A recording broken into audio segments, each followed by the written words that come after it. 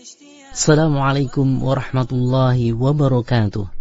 Innal hamdalillah nahmaduhu wa nasta'inuhu wa nastaghfiruhu wa na'udzu billahi min shururi anfusina wa sayyiati a'malina.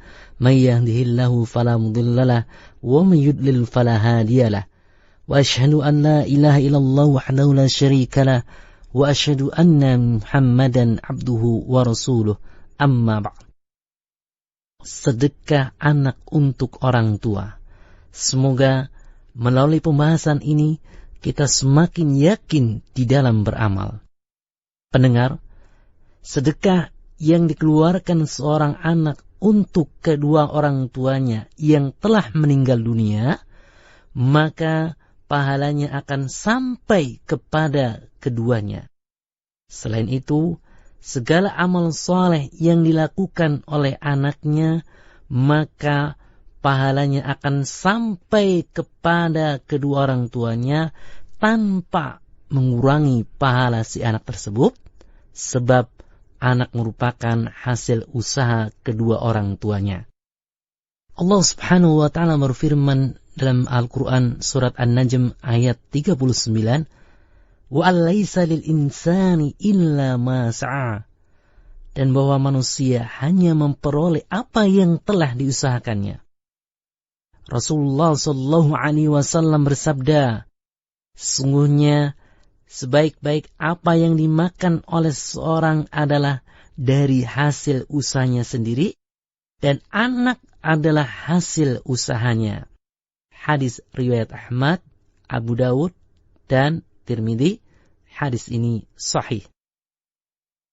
Apa yang ditunjukkan oleh ayat Al-Quran dan hadis tersebut diperkuat lagi oleh beberapa hadis yang secara khusus membahas tentang sampainya pahala amal saleh seorang anak pada orang tua yang telah meninggal dunia, seperti pahala sedekah, puasa, zakat, haji, dan lain-lain semisalnya.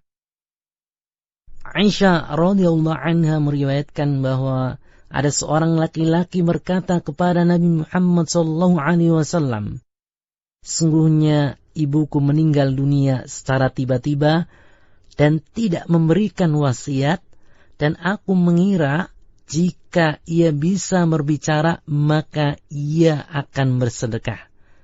Maka apakah ia memperoleh pahala jika aku bersedekah atas namanya dan aku pun mendapatkan pahala?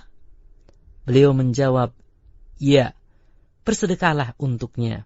Hadis riwayat Bukhari dan Muslim. Ibnu Abbas radhiyallahu anhu juga meriwayatkan bahwa Sa'ad bin Ubadah, saudara Bani Sa'idah, ditinggal mati oleh ibunya, sedangkan ia tidak berada bersamanya. Maka ia bertanya, wahai Rasulullah, sungguhnya ibuku meninggal dunia dan aku sedang tidak bersamanya. Apakah bermanfaat baginya apabila aku menyedekahkan sesuatu atas namanya?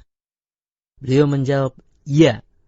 Kemudian Sa'ad bin Ubadah berkata, sungguhnya aku menjadikan engkau saksi bahwa kebunku yang berbuah itu menjadi sedekah atas nama ibuku. Hadis riwayat Bukhari. Kemudian Abu Hurairah radhiyallahu anhu meriwayatkan bahwa ada seorang laki-laki bertanya kepada Nabi Muhammad sallallahu alaihi wasallam, sungguhnya ayahku meninggal dunia dan meninggalkan harta, tetapi ia tidak berwasiat. Apakah Allah akan menghapuskan kesalahannya karena sedekahku atas namanya? Beliau menjawab, ya. Hadis riwayat Muslim.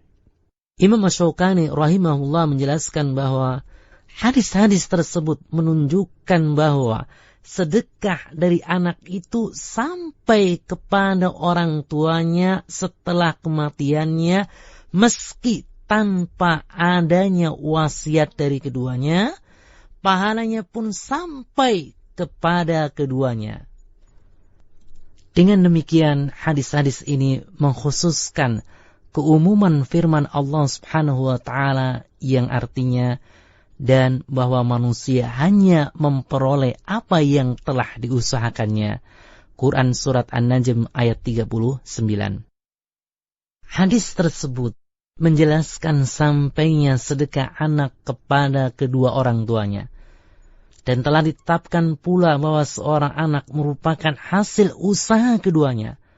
Sedangkan yang selain dari anak, maka menurut zahir ayat-ayat Al-Quran, pahalanya tidak akan sampai kepada orang yang sudah meninggal dunia. Maka hal tersebut tidak perlu diteruskan hingga ada dalil yang mengkhususkannya. Para ulama menjelaskan bahwa inilah pemahaman yang benar yang sesuai dengan tuntunan kaidah-kaidah ilmiah, yaitu bahwa ayat Al-Quran tersebut tetap dengan keumumannya, sedangkan pahala sedekah dan lain-lain tetap sampai dari anak pada orang tuanya, karena anak adalah hasil dari usahanya, berbeda dengan selain anak. Pendengar yang rahmati Allah Ta'ala, wallahu a'lam, wassalamualaikum warahmatullahi wabarakatuh. من الهامسات إلى العاصمة وأزجي لها أصدق الأمنيات لإشراقة عذبة دائمة.